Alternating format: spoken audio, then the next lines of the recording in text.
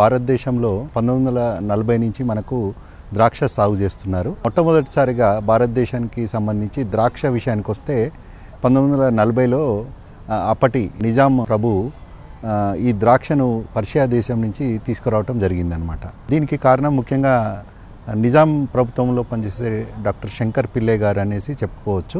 1940లో ఎప్పుడైతే ఈ ద్రాక్ష మన దేశానికి వచ్చి ఇక్కడ భారతదేశంలో మొట్టమొదటిసారిగా ఇక్కడ మనకు అనాబిషాయి అనే రకాన్ని తీసుకొచ్చి సాగు చేయటం జరిగిందనమాట.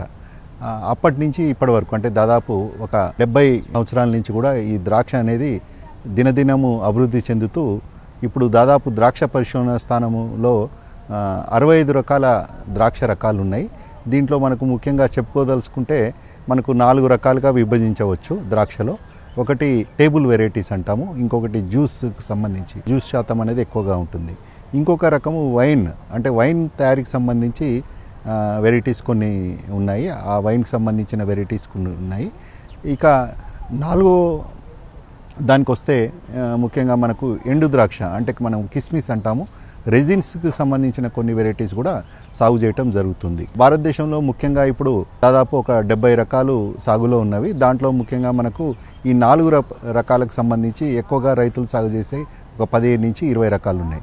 దాంట్లో ముఖ్యంగా చెప్పుకోదలుచుకున్న రకాలు రెడ్ గ్లోబ్ అనే రకం ఉంటుంది.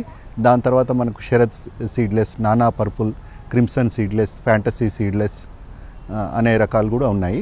ఇవే కాకుండా మనకు చాలామంది రైతులు సాగు చేసే రకము థామ్సన్ సీడ్లెస్. ఈ థామ్సన్ సీడ్లెస్ అనేది కూడా ఎక్కువ మంది దాదాపు ఒక 50 నుంచి 60% మంది రైతులు కూడా ఈ రకాన్ని సాగు చేస్తున్నారు. ముఖ్యంగా వాతావరణంకి సంబంధించి ద్రాక్ష విషయానికి వస్తే భారతదేశంలో ముఖ్యంగా మనకు 3 రాష్ట్రాలుగా చెప్పుకోవచ్చు.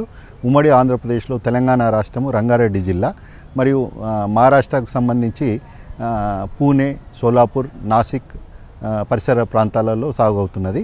ఇక కర్ణాటక విషయానికి వస్తే విజయపుర అంటే బీజాపూర్ జిల్లాలో ఎక్కువగా సాగులో ఉన్నది. మనకు తెలంగాణలో ఉన్న రంగారెడ్డి విషయానికి వస్తే ముఖ్యంగా ఈ గ్రేప్స్ అనేది మనకు ప్రూనింగ్ 2 సార్లు చేస్తాము. ఒకసారి ఏప్రిల్లో, మరొకసారి మనకు అక్టోబర్లో చేస్తాం. ఈ అక్టోబర్ ప్రూనింగ్ తర్వాత మనకు ముఖ్యంగా పూత రావటం అనేది జరుగుతుంది.